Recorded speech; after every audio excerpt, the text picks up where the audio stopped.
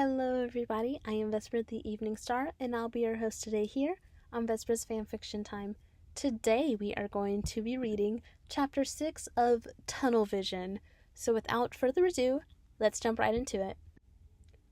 Rain pelted from the black sky, droplets hitting Tomura Shigaraki's bare chest, faint scars littering across his body from the battle at Jaku, narrowing a hardened scarlet eyes down at the decaying wreckage as he stood high and mighty in mid-air, courtesy of the Nomu who had transported him to the highly secured prison Tartarus, the isolated island where the government held the most feared criminals in Japan, including his master. Bullets screeched through the air, some connecting with his skin and blasting his arm into a mangled, bloody mess as crimson liquid spilled over the smoldering brickwork. He barely flinched, immediately activating his regeneration quirk that had saved his life on multiple occasions when he was facing the recently disgraced pro-hero Endeavor. Behind Father, he spread his chapped lips into a gleeful grin. Oh, how he hoped Endeavor was suffering, both physically and mentally, in the aftermath. He honestly couldn't wait for the first stage boss fight, where he'd succeeded in reducing the flame hero to nothing more than dust in the air. Jumping from his Nomu's back, he casually strolled past the destruction, while rejoicing under the loud blare of the prison alarms that howled out in a melancholic chorus. To the guards and staff inside, they cowered in fear. But to Tomura Shigaraki, the unbearable sound marked the beginning of his death grip on the hero society. Criminals poured from every entrance and window below his spot above them all. The tattered clothes covering the lower half of his body billowed in between the whistling air and thick black smoke, like a flag flying high in the night sky. Tomura's eyes wandered over the stampede, recognizing Muscular and other villains crowding around as they beat back a futile stand by a few foolish prison guards. A cold shiver ran up his spine, which seemed to spike his fury further as he slowly turned around, his senses overwhelming him under the image of All For One standing across the platform. "Master?" the student rasped, suddenly feeling the urge to scratch at his neck. He glanced down at the body held in All For One's grip with a little emotion, noting the trails of blood running from Overhaul's head. "Is he breathing and quirkless?" All For One managed with a grimace, dropping the limp Yuka leader's body unceremoniously on the rain-covered floor. For good, this time. Did I make another mistake? No. That didn't feel right. His teacher began talking, though Tomura could barely understand the words coming out of the villain's mouth as his ears filled with the sound of a loud static. Could it be a possible reaction to their quirk, perhaps? He also held All For One now, after all. Tomura's mind blanked when his mentor began feeding his student with his own ideals, something that he had heard far too many times in the real world, in that strange void where he'd seen One For All's physical form. His body seized up at the memory of All For One holding down his own helpless form into a position as they fought for control. If it couldn't be any worse. Midoriya had witnessed Tomura's vulnerable position and tried to reach out for him. Like he needed that little bastard's help. He didn't need anyone. Not anymore. Tomura's teeth bared into a feral snarl.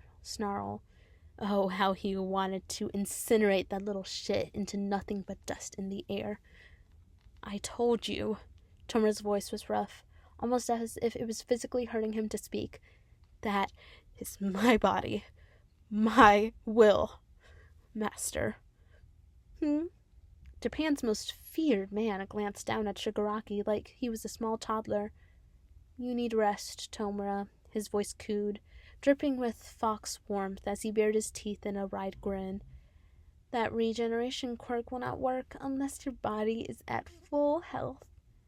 "Don't talk down to me like I'm some weak little child." Shigaraki's eyes flashed and raged, gnashing his teeth together at the large, mocking smirk adorning his teacher's face. I'm not going to be your pawn," he growled out. "Not anymore. He had his own goals, his own desires now. Oh, all for one's grip on the eerily unmoving guard's jacket tightened. Now, why would you think such a thing? No. To me, Tomura Shigaraki, you are an important successor. The breathing apparatus floated in the air, held up by an invisible force, as Japan's most feared man took another couple of steps towards his protege. See how those below us desire to submit? He asked, unfazed by Tomura snarling at him like a feral animal that had been backed up into a corner. This will be the story of how I revive myself and become the greatest lord in existence. Doesn't that sound invigorating? His large hands then slowly reached out, akin to a puppet master controlling the strings of his lifeless wooden marionettes, until Izuku's eyes shot open, cutting off a gasp which already caught in his already aching throat that felt as if somebody had their hands gripped around it with the intent to strangle him in his sleep. It was just a dream. His blurry vision registered the sickly creamed-colored walls and scratchy sheets covering his bound body. He felt his heart sink, and the small fire of hope in his chest was immediately extinguished. He wasn't free. With a somber exhale of air, Izuku allowed his head to rest against the pillow, supporting his aching skull. He knew his chances of escape were slim at best with his broken leg, but he refused to be stuck inside this godforsaken room with the doctor for a second longer. I want to take a walk. Izuku kept his head elevated, trying to fight against the painful strain in his neck as his eyes followed the doctor's movements as the man fiddled with his lab equipment. Izuku's arms were numb under the thick leather pinning him down, and he tried to keep his eyes away from the cannula hanging from his arm that the doctor was trying to inject quirk suppressants into. I beg your pardon? He eventually answered him, his voice smooth like velvet, something that alerted danger sense once again, which made the teen tense on his bed. I want to take a walk, Izuku repeated through clenched teeth, not caring at the irritation in his voice and refusing to correct it. The doctor noticed this too, and quickly reached towards his injured leg, beginning to tighten the gauze to painful levels. His eyes were hidden by misted glasses, yet the warning was loud and clear, shown by the cruel smile hidden under his bushy facial hair. Izuku visibly shrunk on the spot, wincing as the thin linen rubbed against his fresh stitches. Care to repeat that? My hearing isn't what it used to be, I'm afraid. Tears sprung in Izuku's eyes, and he bit down hard on his bottom lip, enough to taste the familiar copper on his tongue. He shook his head while his leg began to spike in pain again. Beyond irritation at Izuku's behavior, the doctor pressed 2 fingers down on the vulnerable injury, making sure to dig down against the boy's shin while he watched gleefully how the impudent child writhed against the bed. A broken sound left the boy's lips as clutched sheets with a restrained howl that shriveled into a pathetic whimper, the same way an animal would behave after disobeying its master. Izuku. Please, the boy croaked out, tears streaming down his face. Please, can I take a walk? The pain instantly vanished, and against his own will, Izuku let out a gasp of relief before he could stop himself.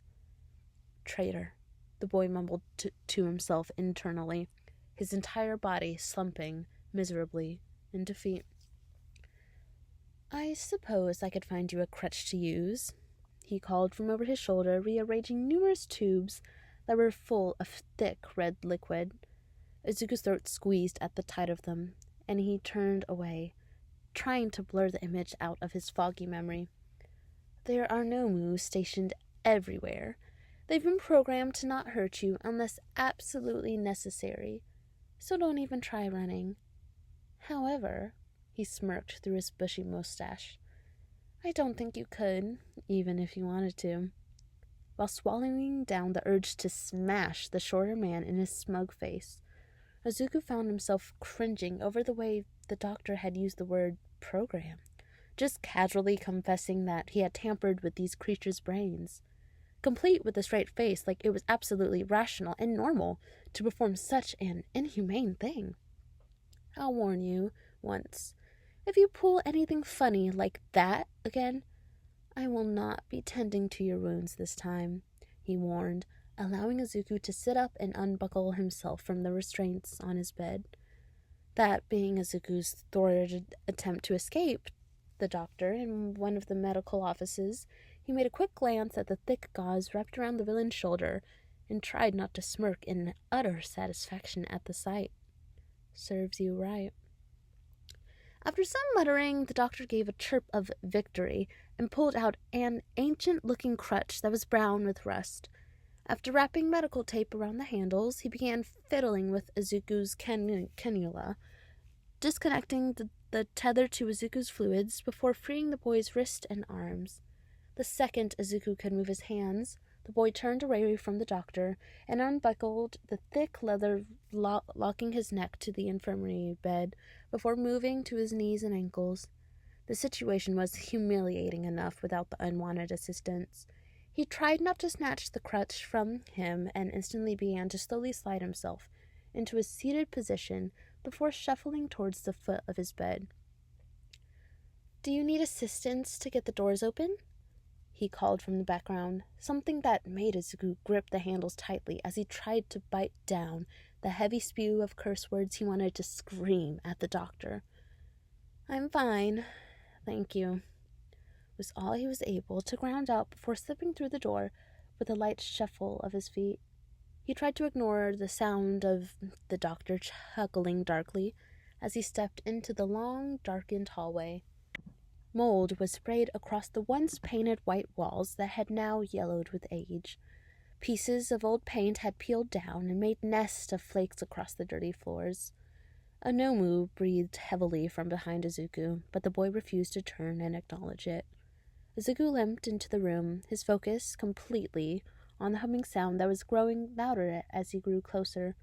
Several tanks glowed purple in the back of the large room, bubbles forming inside the thick glass as several heart monitors beeped to life, giving indication of survival. Vomit immediately rose from the pits of his stomach and clawed its way up his aching throat as Izuku's eyes settled on a feminine form floating in one of the tanks. Her long raven black hair floated in the liquid while her eyes remained closed, almost as if she were in comfortable slumber. The torn pieces of her hero costume and mask rippled in the liquid, while an oxygen mask covered her mouth and nose, connecting to numerous wires and tubes sticking out of her body. Midnight Sensei. In a violent lurch, Izuku emptied the remaining contents of his stomach all over himself and the pristine floor of the room, crying out in ugly sobs and gasps of air, while another Nomu immediately appeared at his side and reached over his broken body. I can't do this anymore." Tears streamed down Izuku's cheeks. His fellow heroes, even his teachers. Was this going to be his future too? To be killed and turned into a mindless monster? To be set out to kill the innocent civilians? To hurt people? To kill them? No. No, he wouldn't. He would rather die than let that happen. Izuku dared to take one last glance at what was once one of his teachers at UA, but when he saw the monitor on her tank suddenly flash with the words "high end" blinking rapidly in bold letters which illuminated his horrified face, he completely broke down. He cried until he physically couldn't anymore. And that was all for this chapter, folks. I hope you enjoyed it. As usual, this was kind of short. These tend to be about 15 minutes. It was about 14 minutes. I did have to re-record some parts just because, some of the wording, and I can't say the doctor's name. Like, hold on. We're going to attempt. It's like, UJK.